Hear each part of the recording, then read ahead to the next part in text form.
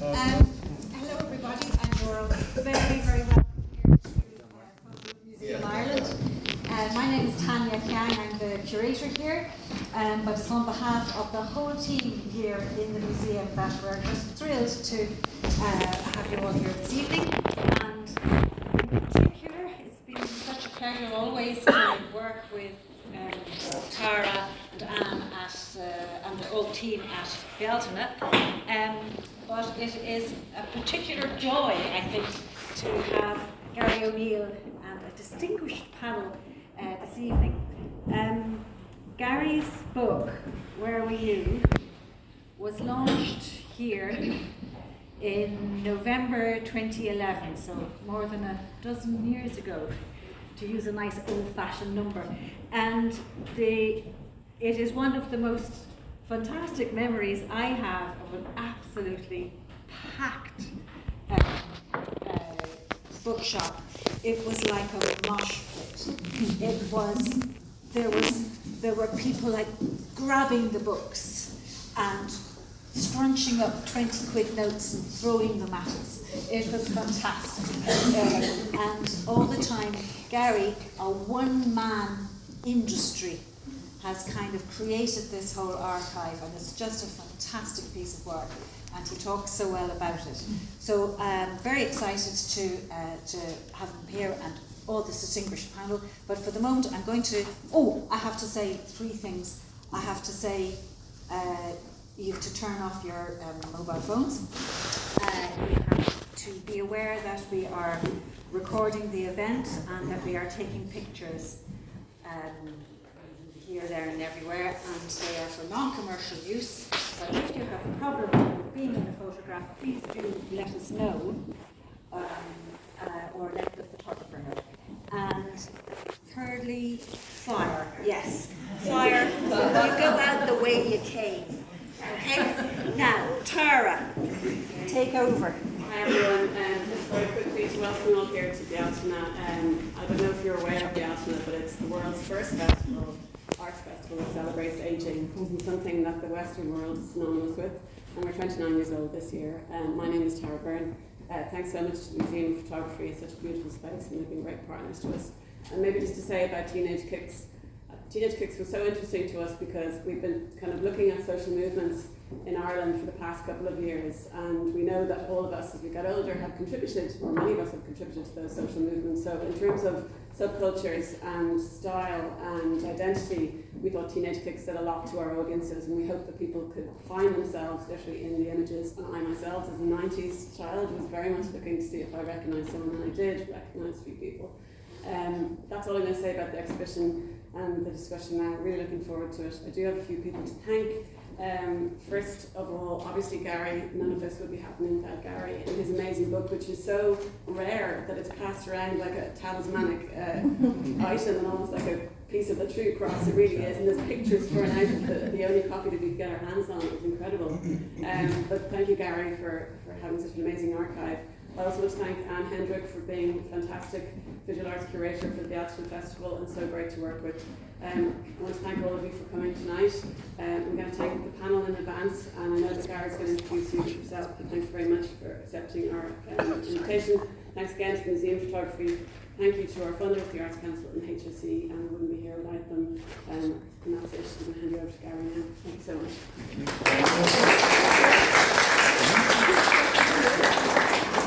Thank you, ladies and gentlemen. Thanks everybody for coming along. I'll just give you a brief introduction to the panel, my guests.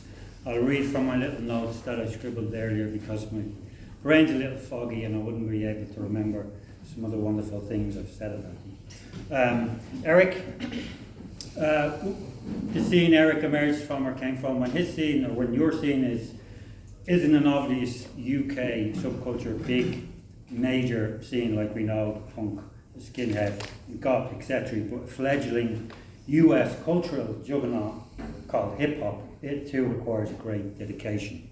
So, from the floors and the roads of old Dublin, producer, DJ, and future author of Irish hip-hop history, ladies and gentlemen, infallible Eric Moore.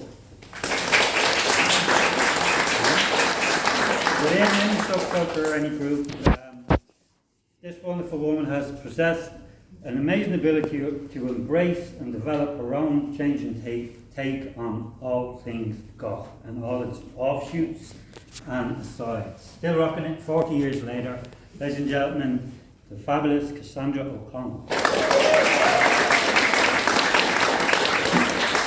Now, and you do belong to a scene or subculture, and it's hard to probably get your own individual identity within them.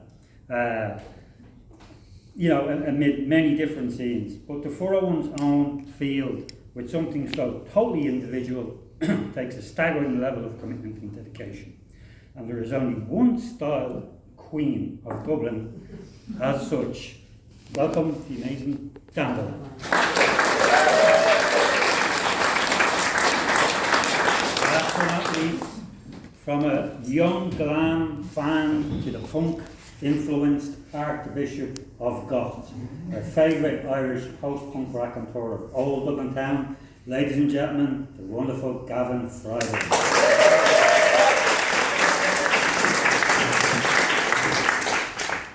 So what I'm going to do to start with is to ask each of our panellists to give us an introduction to the subcultures that they first kind of came upon and what influenced them, what they seen, be it in the city, be it on TV, and how they reacted to that. And I guess who best to start with yourself, Gavin?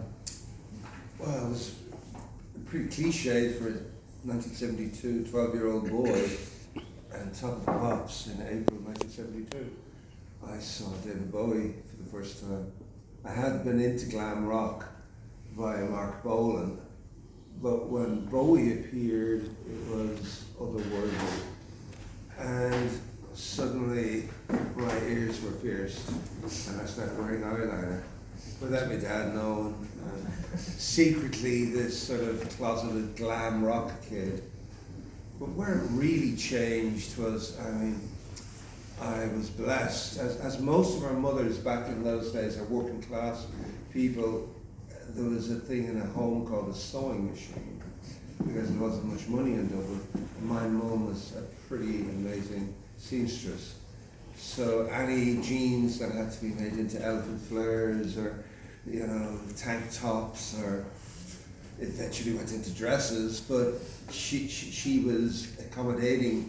When I first saw Bowie live, it was 1976, and I got on the boat train. Told me ma was staying over with friends on the boat train, slept rough in Victoria Station, a time when you could sleep rough in London before the terrorism got bad. And I went to see Bowie on the station-to-station tour in Earl's Court. And I remember I had black tank top, white, big fucking shirt, elephant, Oxford baggies, platforms, earrings, eyeliner. And in the queue, I felt like a fucking aegis. Because when I looked at this incredible style that was in London, and every young Bowie fan, there were clones, most of them, from the Man Who Fell to Earth to Ziggy to whatnot. And I was just like, Jesus, I've got a lot to learn about clothes. And then I remember looking across the road, and there was a pub. And outside the pub I saw something, this is queuing to get into see Bowie. There was a gang of kids, or older than us, but 18, 19, 20. And I've never seen anything like it in my life. Most likely it was the Bromley contingent, the early Johnny Lydons, Johnny Rottens, Susie Sues. And it was almost some sort of apocalyptic version of Ziggy Stardust. But there was trousers with, safety pins. It had this DIY, just found the thing, and everything changed. I went and saw Bowie, which was phenomenal. It's probably the greatest concert I've ever seen of his, and I saw many. It was his Thin White Duke phase, first experience electronic music. But I came back going, there's something called punk rock. You have to cut your hair, you have to stop wearing flares. you have to make your own clothes, you have to form a band. And that was the fire that blew up in my head. It's interesting that it has that effect, because if you see up here, there'll be a picture coming up soon of the Virgin Cruise. One of Patrick's pictures, it's an early photograph, and it's backstage maybe in the Project Art Centre, and I remember seeing it as a kid when I was about 11, and thinking, aren't the Prunes punk rock? Because as a younger kid, glam rock was massive in the house, visually and musically. And I looked at this photograph and I thought, hold on a sec, like there's Bowie makeup, there's a fur kind of, what do you call it, wrap around fur thing, Googie I think's wearing. You've got these boots, white boots, I don't think they're docks, but they wouldn't be out of place as platforms in 74. Now, this is more 74 Top of the Pops and 79 punk. So obviously the influence on all the gang was kind of still very much there, even during the punk days and that. Yeah, it was cross-fertilization, absolutely. I mean, the Virgin Bruins were the bastard sons of Johnny Rotten and David Bowie. It's really true. But we tended to prefer David Bowie. The clothes were always a little bit more outrageous than just the torn t-shirt. Your first encounter with your beloved scene, or any for that matter, that influenced you? It's gonna sound like I'm copying Gavin, but Top of the Pops, but 10 years after Gavin. So 1982, I would have been frequenting the roller discos with my mum. So you're hearing the pop disco of the day. I was 10 and into Lego and Star Wars.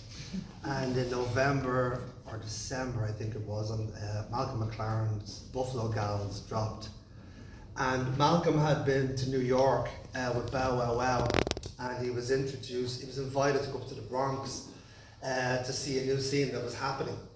And he got into a taxi with a friend, but he was in his kind of pirate era. So he had the frilly shirts and stuff, and they went into the South Bronx, and he describes it as he's going up to the South Bronx.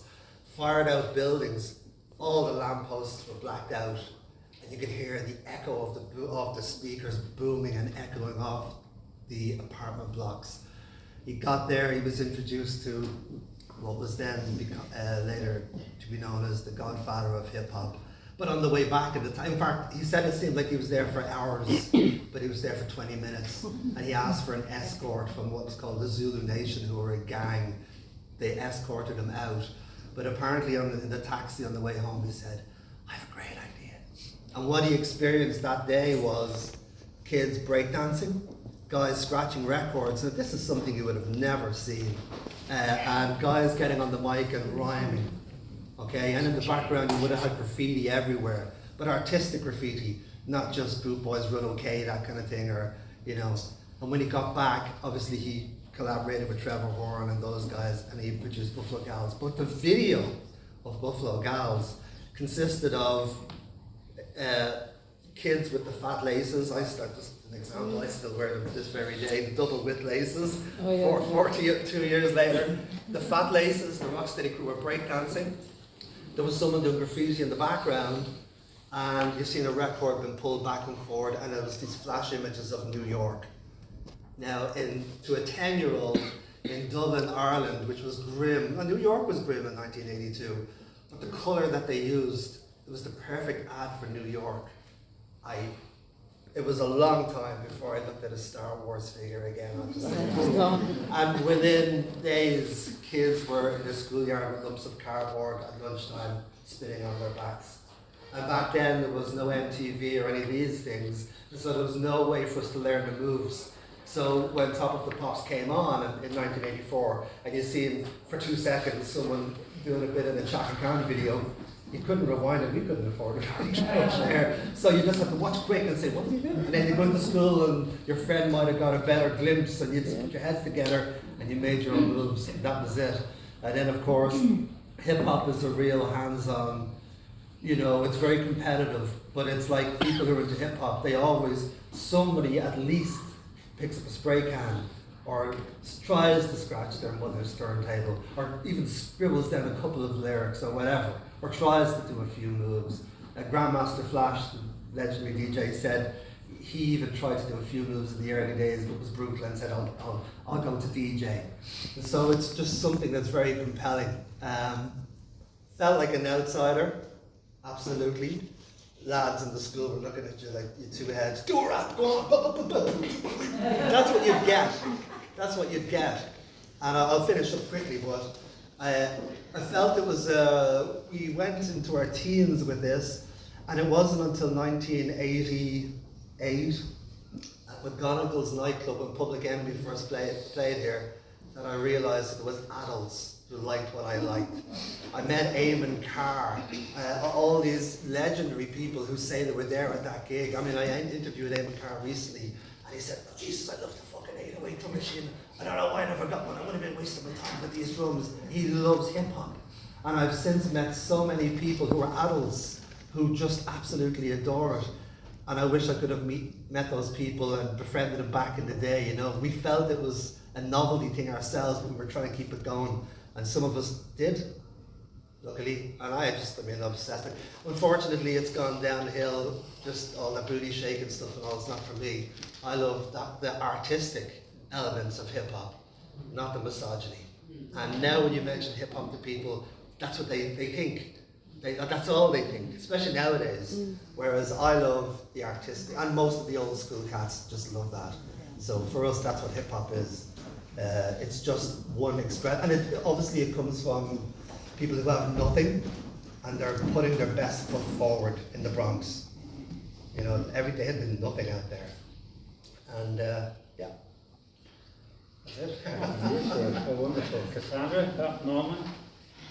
For me, I suppose it was slightly different. I was transplanted from London to the Midlands of Ireland and felt like I'd been dragged away from all kinds of amazing culture. So as a teenager in the early 80s, when I saw the likes of Susie Sue, Danielle Dax, the Virgin Prunes on television, it really spoke to that outsider piece.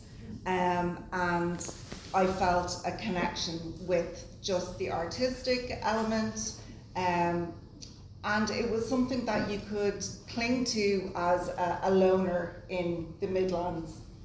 I suppose I didn't really discover a tribe as such until I was slightly older, because there was nobody that was into the same kind of music as me when I was younger. So I liked new romantic music, I liked their burgeoning goth scene, but it was when I really moved to Dublin and met people like Dandelion, and I mean most of my friends are people that I met when I first moved to Dublin in nightclubs, you know, and they're the people that I bonded with and the people that I ended up becoming friends with for all of my life.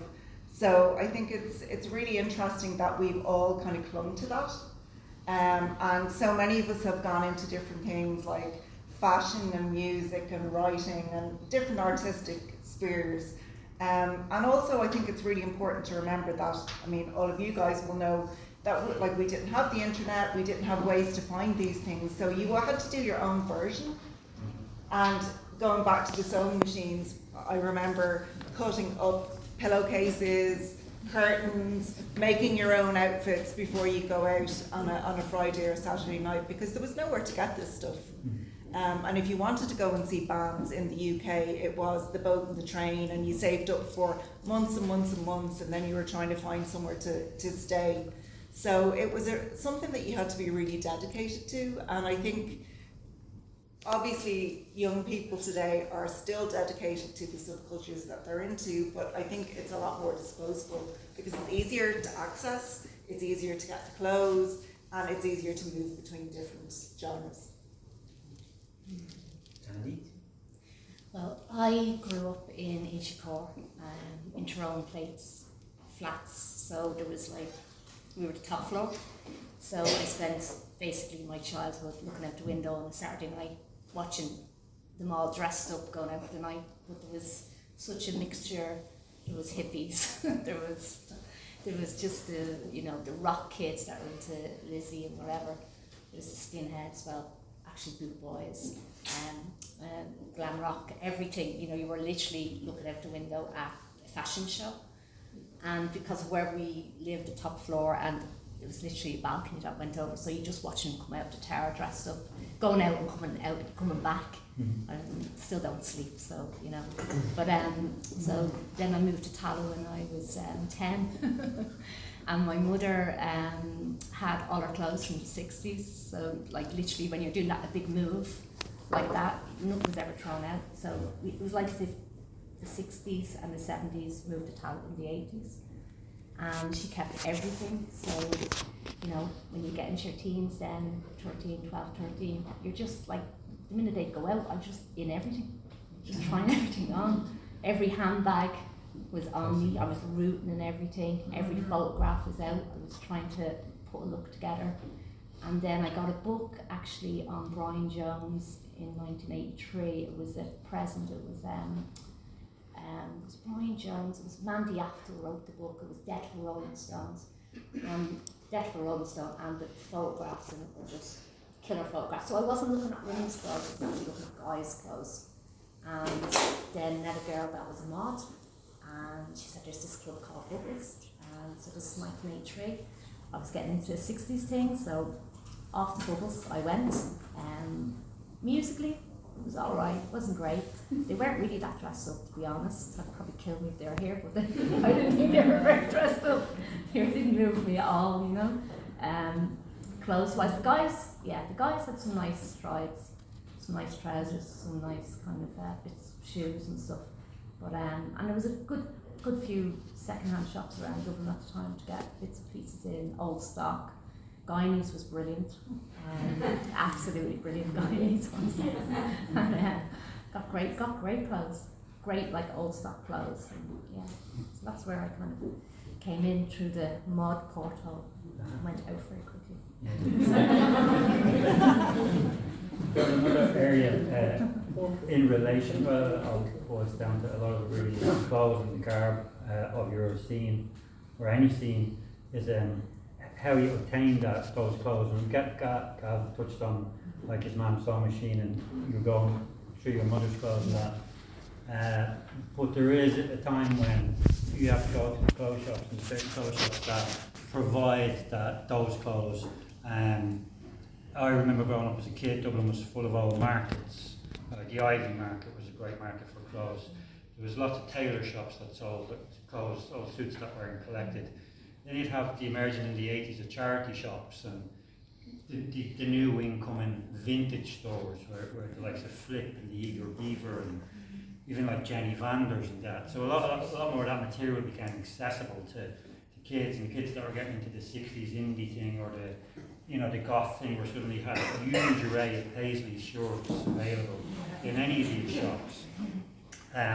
We often wondered what it was like within particular scenes.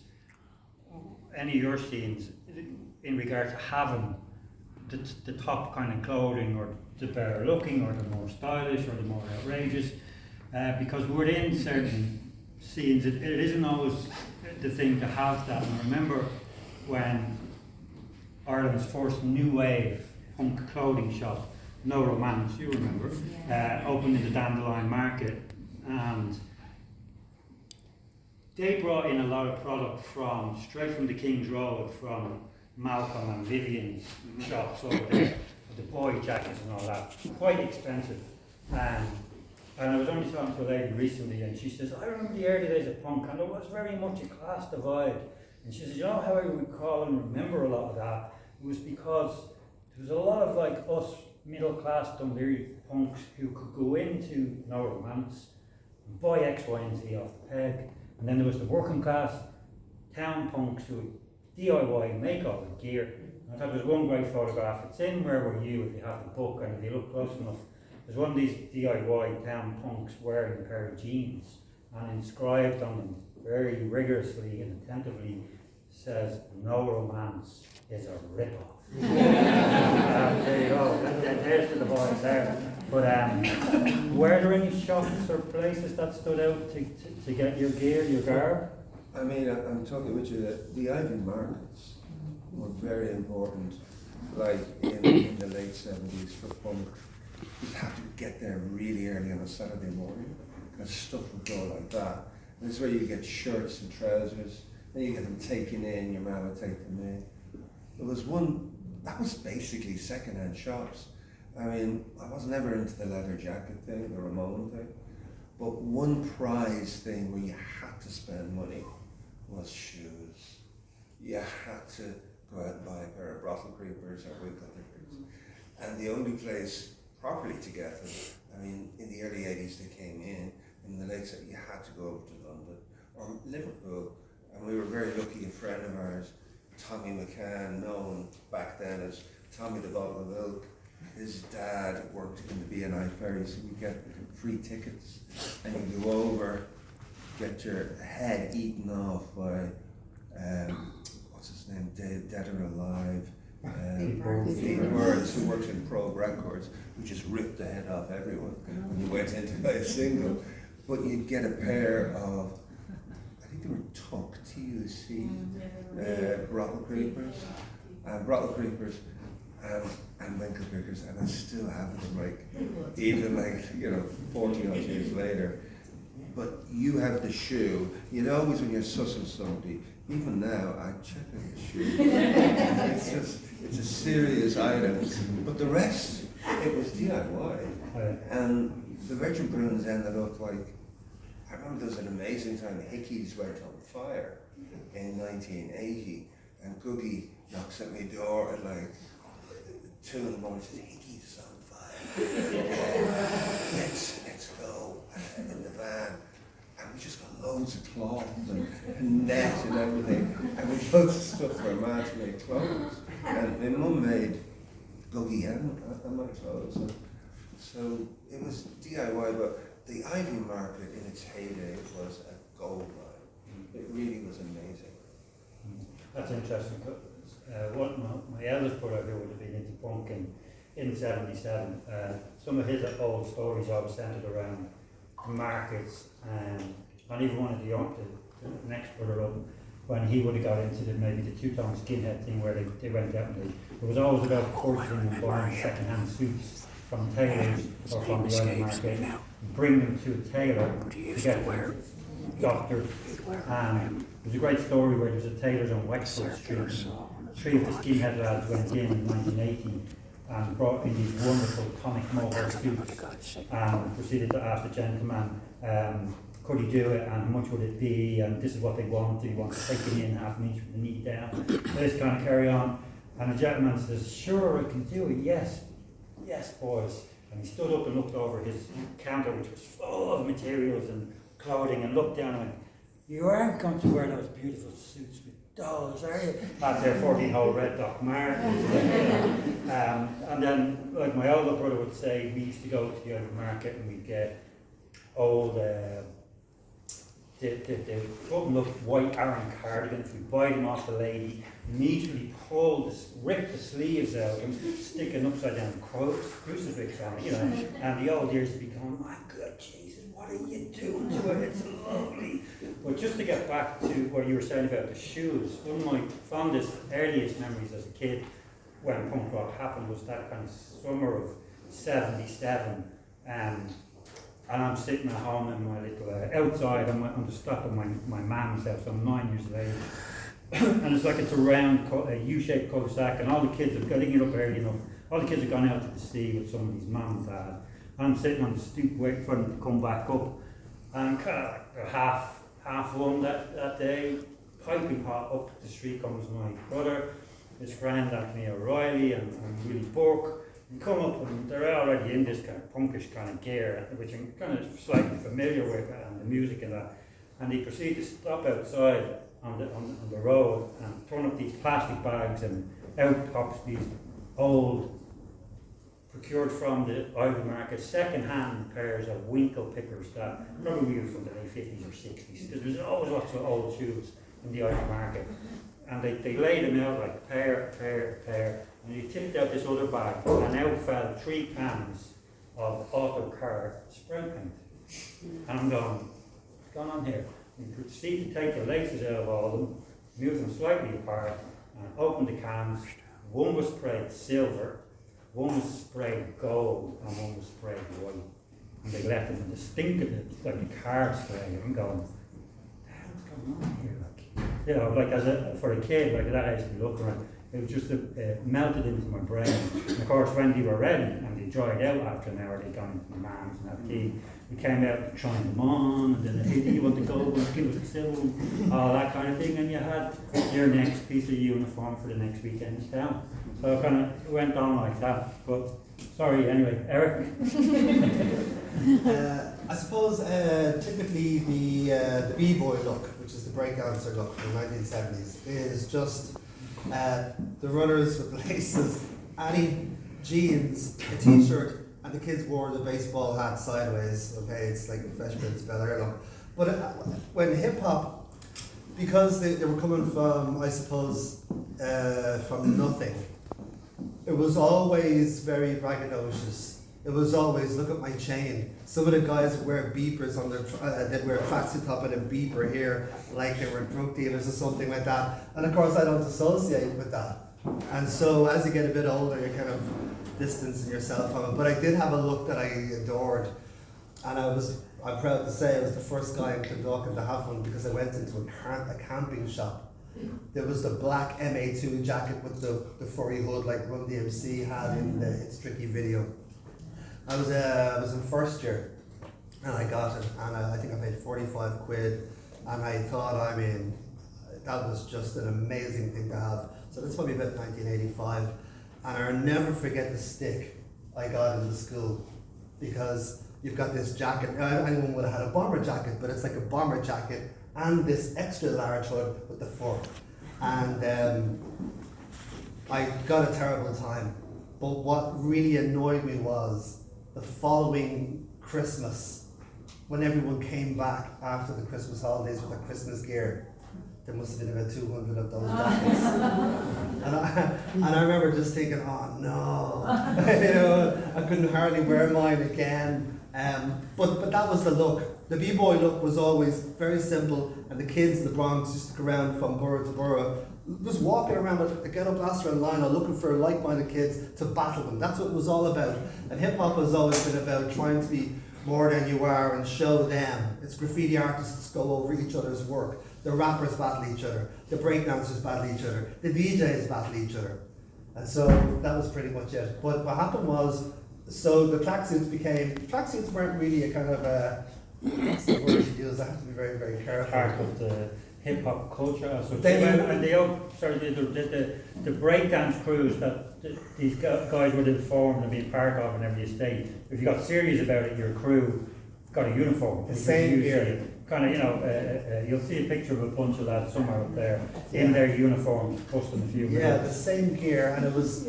We came from a kind of a tough area, and I would have been the most articulate of the bunch. So we'd go around on the summer holidays with a radio and a roll of lino to industrial estates. And so I don't know if you know if you've ever been by foot through an industrial estate, but you're kind of going in one place, they're usually dusty, you're at reception, and basically we want to put on a showcase and speak to someone with the hope of getting sponsorship to buy more tracksuits, and it was usually for a national breakdance championship, whatever. And so that's how we got a lot of our gear. We were quite successful. But then the tracksuit thing was never really a regular street item.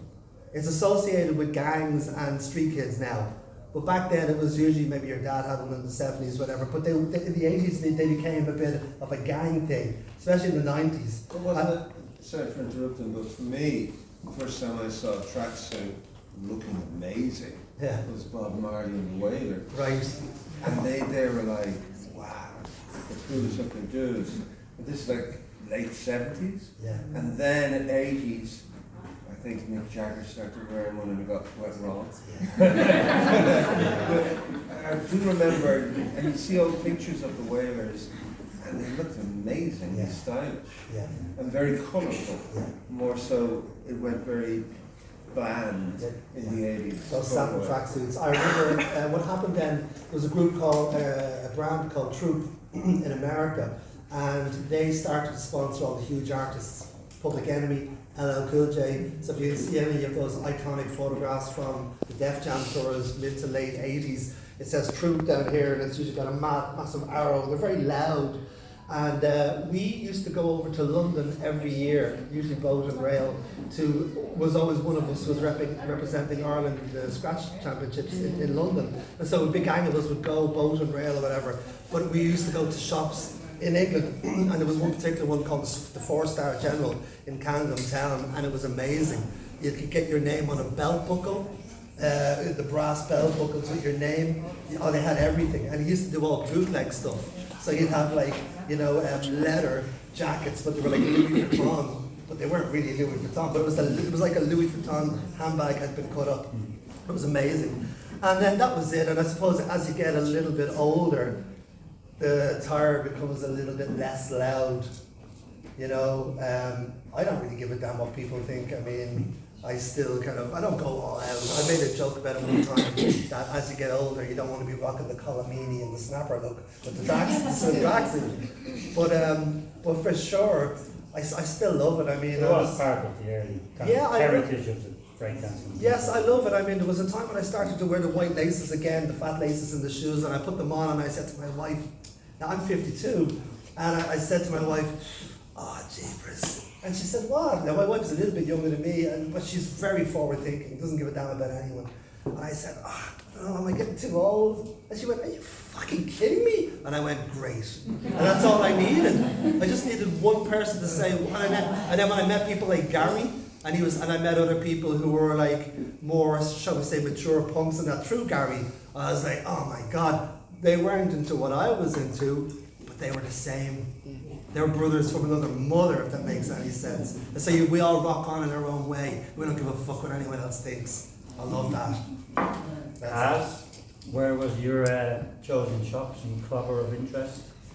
There wasn't really anywhere to get goth stuff, so again it was very DIY. And I think the kind of clothing that we're used to seeing goths in now wasn't really what people wore.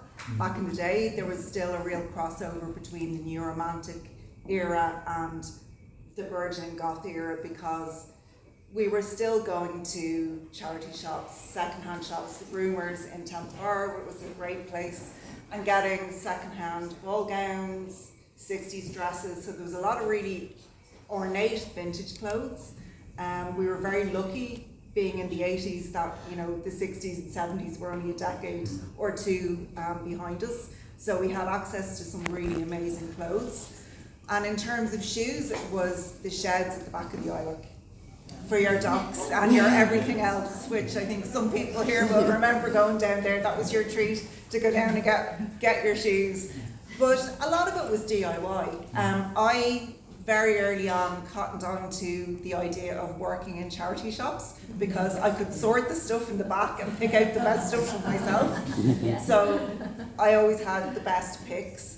But the Ivy Markets, I was in, did fashion in NCAD, and that love of fashion came from DIY, picking stuff, making stuff, finding ways to put looks together. And then you find other people who are into that kind of thing as well, and I think a lot of us have retained that style, or that love of putting together lots of different kinds of things. And I think a lot of it is, it wasn't as stereotypical. We weren't really stuck in our genres. There was a lot of crossover with lots of different things because we didn't really have a template. So we were experimenting with loads of different things, finding different places, swapping clothes, making stuff. And then there was, of course, going over to London, as these guys have said. You go over to Kensington Market, Camden Market. There was also a lot of postal order stuff. And back in the old days, just like now with Brexit, we'd always get caught with the VAT. You'd get the customs charges, and that's why I hate about Brexit. It just reminds me of the 80s again, when everything that you buy from the UK gets stopped and sent back. So there was a lot of that getting, the NME or Sounds or whatever, and there'd be a pamphlet at the back where you could order, buckled skirts with, tie-dye on them or whatever. So all that kind of stuff. But we definitely didn't. I mean, the internet has completely changed things for people. You can have access to the entire world. But I think that stops people being as creative.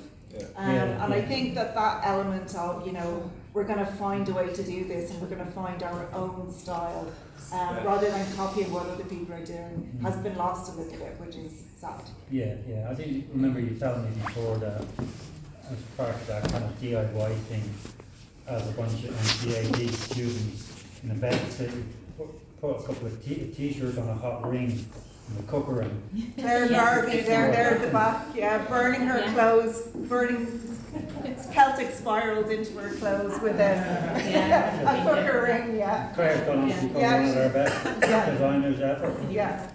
And then we go out for the night. Then we go out for the night, still in full fire, yeah. Down the line, any of your shops or your obviously you went on to do say she and worked in a lot of the vintage stores and all that. That was the How idea. must it have been when you got into your stride with what you were into, which would have been still pre-internet?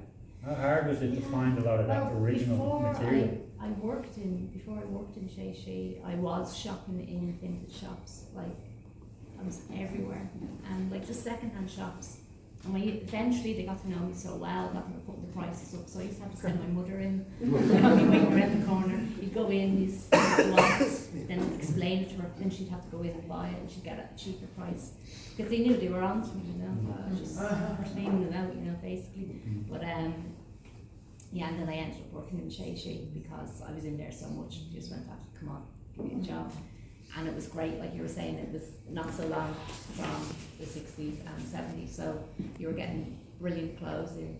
The only thing was that students, especially Trinity students, which to this day, I tell you, they were cutting into things and just, you know, wrecking things, you know, especially when the 501 Jean Majig came in and all the best suede jackets, they were cutting them, absolutely wrecked my head. So I did used to just take a lot of stuff, put it in the back and hold it for friends that I knew were skinheads in Dublin, for mods or whoever. And I just say, right, I just ring them and just say, yeah, I've got whatever. Yeah. And I couldn't let the clothes be butchered because they were just being butchered away, you know. But I did like shopping in Hairy Legs, you know? Hairy Legs. I did like their trousers. They had hipster trousers, tonic hipster trousers, which great fit on them for girls, look better on girls than on guys. So that was good. Arnott's downstairs, the boys' department, some great trousers out there, hipster trousers out there. Cleary's was great as well, the old Cleary's for the polo necks and the cardigans matching. So yeah, and everything in you know, bottle green and mustard and all those colours, because the girls were wearing all kind of, it's when the bum bags are out and remember that. Frawley's on Thomas Street. Great stuff as well. Great underwear as well. Like you get great 60s underwear, like the original. Like local shops that were very, they're almost like specialists. Like Fitzgerald's in Thomas Street was great for jeans. You could say Levi's you couldn't get anywhere in the city. Find out. And Mead Street. Loads of good stuff on Mead Street. Shoes and Interestingly, there's a clip on the RTD archive there that somebody posted recently, and it's a 5-minute clip of Mead Street, probably from the Eamon McTamosh series from something that time. It's from 1980, but it pans around to a shop window, and the sign in 1980, the shop window was punk jeans and trousers inside. Kind of like it's the local shop. What punk jeans do they sell? Or punk trousers as opposed to romantic. not flares. Well, I have heard arguments between people in different genres about when the whole vintage thing came in and the price of certain clothes went up. And it could be in any scene. I remember lads that were into the rockabilly thing saying, oh, why go into Flip and pay 50 quid for a supposedly 1960s pair of Levi's when you can buy a current pair for 40 or 30 or something. It's more about how you wear them and rock them than how they look. And there was a lot of that in scene kind of fighting of how to be the best dressed, or you know, you didn't have to have. I suppose it's back to that whole thing of no romantic versus the markets and that. But let's move on to another question or another area. Most of these subcultures and scenes are always, the majority of them anyway, are based around musical movements or come out of musical movements. Now the thing is, fashion-wise and style-wise for a lot of teenagers, that isn't always the case where it's a full-on musical movement. Sometimes it can be just a band, case in point, slap bang in the middle of glam and punk. You had the Bay City Rollers who influenced the way hundreds of thousands of young girls worldwide dress day in, day out with this adaptation of the Hartman clothes. Fast forward to the late 80s, you had a UK boy band called Ross, who again had a similar effect on a lot of young girls who dressed quite identical to the band.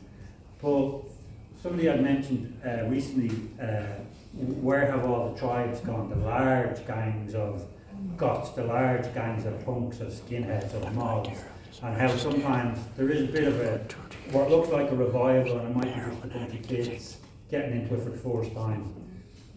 You think that there isn't that sense of those groups emerging because there's non-musical movements to back them up? And if that's the case, is that more of a thing of how we listen to music today because of technology? Or, because obviously when we all grew up as kids, television and your music papers fed all that visually. And kids move on very quickly, very instantly with the internet from one to another. And there's no time to stop and mess around. And, there's so much, you know, there's a lot of investment. Like, you have to save up, even if you're going to the Ivy markets, or when you go to London, and you just save up to buy your albums. And I was such a OCD about the albums, I had to buy two. Because, you know, I bought albums, a lot of your mates give us a lend of that and we get it back in bits. So I always have one for lending out, and one if it's a great album, you know, Joy Division or Bowie or, you know, the proper albums. And this takes money and investment and dedication. And with the internet and free music, there's not much money being thrown out. It's like they go back, no, yeah, no. And there's almost a disposableness. And it's almost like there are always subcultures and subgroups. And the healthy thing that I've felt in the last couple of years in Ireland, in Dublin, is there's some interesting bands coming back. You know, and even for the first time, like, folk is even getting interesting. And there's an expressive, and I moved back into the city about 2 years ago, and you know, there's funky couples going around, but they're small. They're small. It's not as large as it was in the punk scene in the 70s, where, like, you know, Grafton Street and around, Advance was just packed with, like, similar souls, and the beautiful thing was, I got my head beaten in many times, but there was punks that are into music, skinheads are into music, mods are into music. There was sort of a mutual respect. Well, they look like that, they're their own people. It was the skinheads and the blue boys, more so, that didn't fucking know what an album was, that were doing your head in or bashing it up. But I really believe the fact that there's this next, and no real commitment, like clothes and the music, it was as into a religion and a philosophy and a way of life. And it cost a fucking fortune to look the way you wanted to look and buy the albums you wanted to buy. And, you know, holidays, I didn't think of that until I was in my 40s. Do you know what I mean? It was seriously, it was so important. And the world has changed so much. Where, like, I'd say the holiday is the prime thing for most people. More so than how they look on the album or whatever. I'm generalizing, but that's the feeling I get. And music should never be free. We pay for this. We pay for this. Why can't you pay for a song? Why, you know what I mean? It's really, yeah, that's the grumpy old man there. I didn't see